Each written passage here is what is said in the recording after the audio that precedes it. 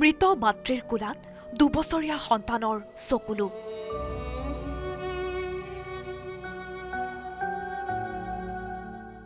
কান্দি কান্দি তাই বাৰে বাৰে বিচাৰিছে মাকক তেতিয়ালৈ সকলো শেষ হৈ গৈছিল তেতিয়ালৈ সকলো হলনি হৈ পৰিছিল কণমানিটোৱে আজি হিয়া ধাকুৰি কান্দিলেও যে মাকগৰাকী ঘূৰি নাহিব তাই বুজি উঠা নাই কাৰণ ছোৱালীজনীৰ বয়স মাত্ৰ 2 বছৰ হৈছেহে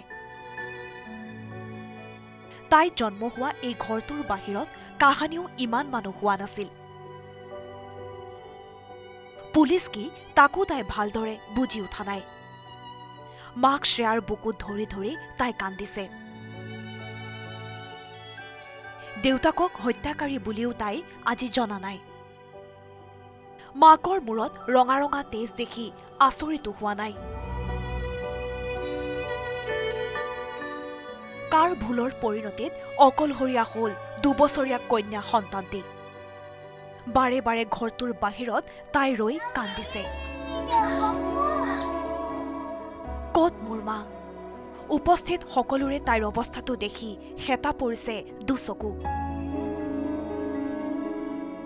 দুই এজনে তাইৰ হাতত দিলে চকলেট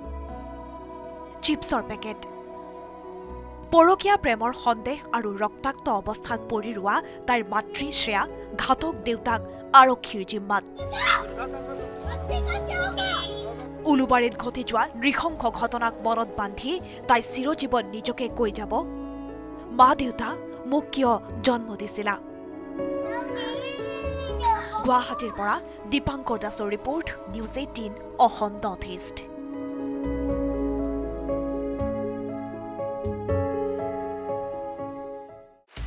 আপুনি বিচৰা বাতৰি পাব কেৱল নিউজ 18 এপত নিউজ 18 এপ ডাউনলোড কৰিবলৈ স্ক্যান কৰক এই QR কোড গুগল প্লে ষ্টৰতো পাব এই নিউজ 18 এপ